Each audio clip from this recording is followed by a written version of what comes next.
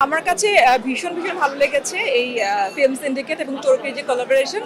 আমি মনে করি যে এই কোলাবোরেশনের মাধ্যমে আমরা ভালো কাজ দর্শকদের উপহার দিতে পারবো।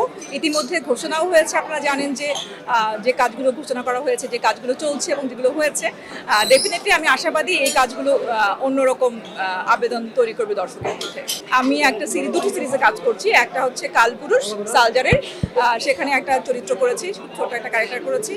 আর শাওকির একটা কাজ করছি গুলমোহর, এই দুটোতেই কাজ করছি। ঈদে কাজ করছি, টুকটাক কাজ করছি। আমি আসলে গুলমোহর নিয়ে একটু বেশি ব্যস্ত, কারণ এইটা একটু লম্বা প্রজেক্ট এবং এই ধরনের প্রজেক্টে কাজ করতে হলে আসলে অনেক সময় দিতে হয়। সেই সময়টা আমি দিতেও চাই। যেরকম করে রিহার্সেল হয়ে, যেরকম করে আমাদের ক্যারেক্টারের বন্ডিংসগুলো হওয়া, সেই সময়টা দেওয়া, এবং সেই সময়টা দেওয়ার কারণে কিন্তু একটা প্রজেক্ট অনেক ভালো হয় আসলে।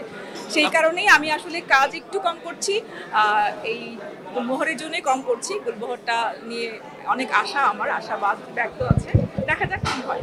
মনের মতো চরিত্র আসলে সারা জীবনেও আসবে না। আমি বলি অভিনেত্রীদের একটা কি বলবো, একটা অপূর্ণতা থেকেই যায় যে আমি আসলে ভালো একটা কাজ করব, ভালো একটা চরিত্র করব, সেই প্রত্যাশায় কিন্তু একজন অভিনেত্রী সারা জীবন কেটে যায়।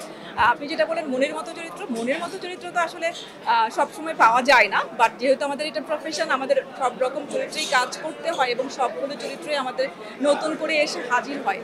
যদিও একই রকম ক্যাটাগরি থাকে, হয়তো বা আমি বোনের ক্যারেক্টারই করছি, হয়তো বা আমি ভাবির ক্যারেক্টারই করছি, বাট প্রত্যেকটা ক্যারেক্টার আমার কাছে নতুন ক্যারেক্টার, এবং নতুন ক্যারেক্টারের ডাইমেনশন দেওয়ারও আমি চেষ্টা করি। বাট কতটুকু পারি সেটা দর্শক বলবে। আমার ফিটনেসের রহস্য, আমি কিছুই করি না। আমি ভাত খাই 3 বেলা বলতে গেলে, আর ইয়োগা করি একটু ফিটনেসের জন্য। আর অভিনেত্রীদের ফিটনেসের আছে যার ফিটনেস তার কাছে, কে কীরকম ভাবে নিজেকে ফিট রাখবে সেটা একান্তই তার ব্যাপার। তবে আমি বলবো যে শুধু অভিনেত্রী না, একজন মানুষের সুস্থ সবল সুন্দরভাবে জীবনযাপন করার জন্য আসলে ফিটনেস থাকার কোনো বিকল্প নেই।